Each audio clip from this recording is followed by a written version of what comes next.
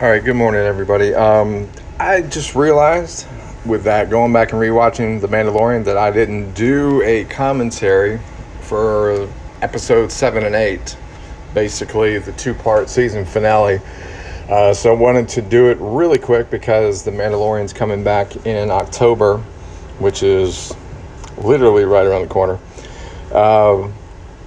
Episodes 7 and 8 were, to me, the two best episodes of the season, even though they were technically one big episode. The introduction of Moff Gideon as the true big bad guy. I mean, I thought that the client himself was going to be the bad guy of the season, and then you got Moff Gideon just fly in on his TIE fighter that can land, and I hadn't seen that before.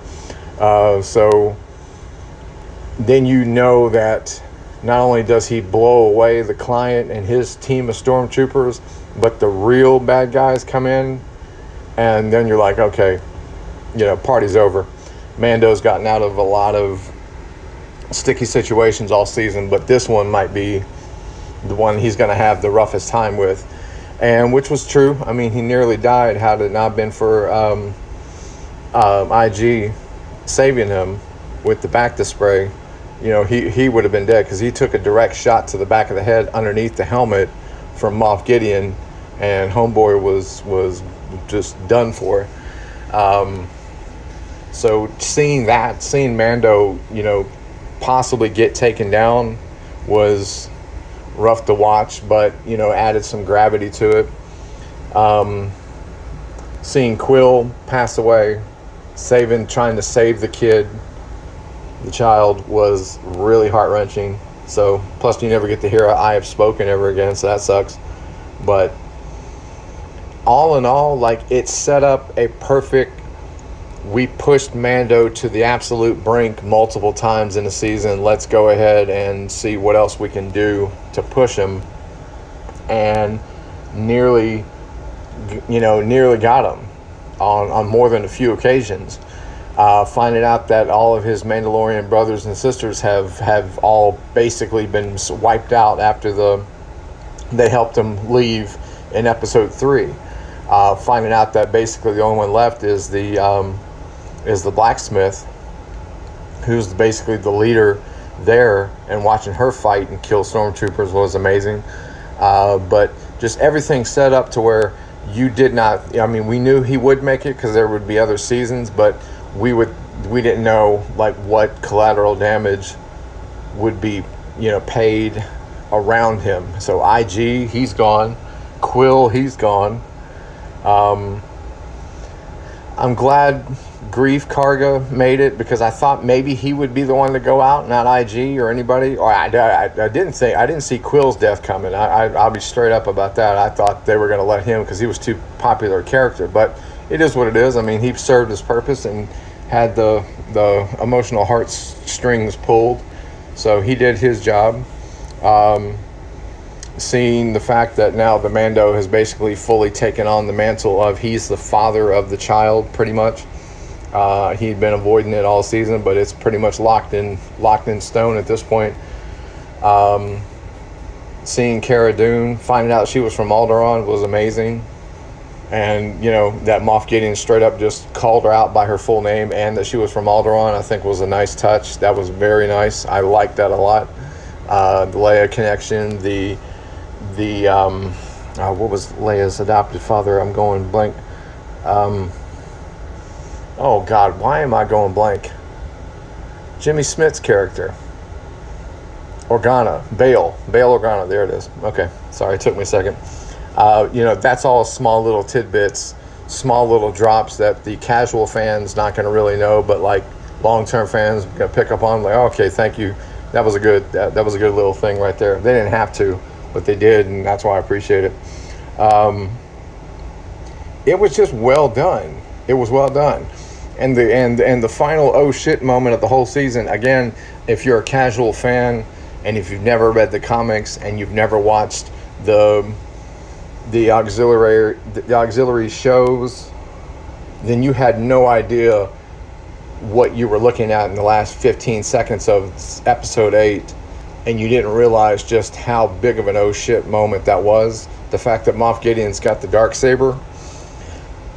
Quick history lesson for those who don't know: the Darksaber is a lightsaber, but it was the saber made by the one and only Mandalorian, brought into and allowed into the Jedi Order. Tar Vizsla. The last name is Vizsla. It's from House Vizsla. I think it's Tar. It's not Pre Vizsla.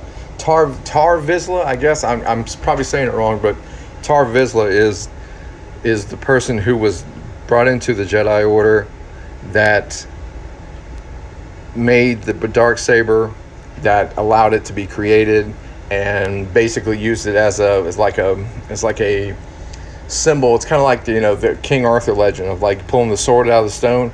Whoever held that sword was the de facto leader, the assumed de facto leader of all the Mandalorians themselves. So when the Mandalorians fell and the Empire destroyed them on Malachor, I guess Moff Gideon was there and he took the Darksaber. But the fact that he used it to cut out of the TIE fighter, a lot of people didn't really get it. So you had to have like that inside. You'd had to seen Rebels, you'd had to seen the Clone Wars to really get what you were seeing. But the Darksaber is probably as famous and as paramount to the story as like Luke Skywalker's green saber or Anakin's saber.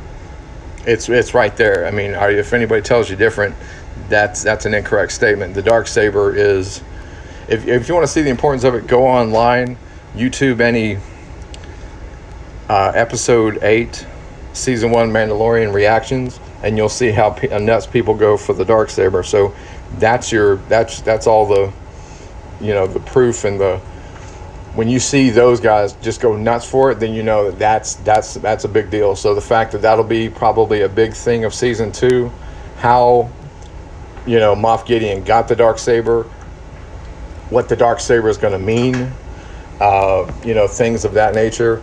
The fact that it's been confirmed that Boba Fett is coming back to season 2. Boba Fett, if y'all watch episode 5, when it was Mando and that new rookie bounty hunter that was hunting another fellow bounty hunter, and the kid was trying to get the score so he could get his invite to the guild.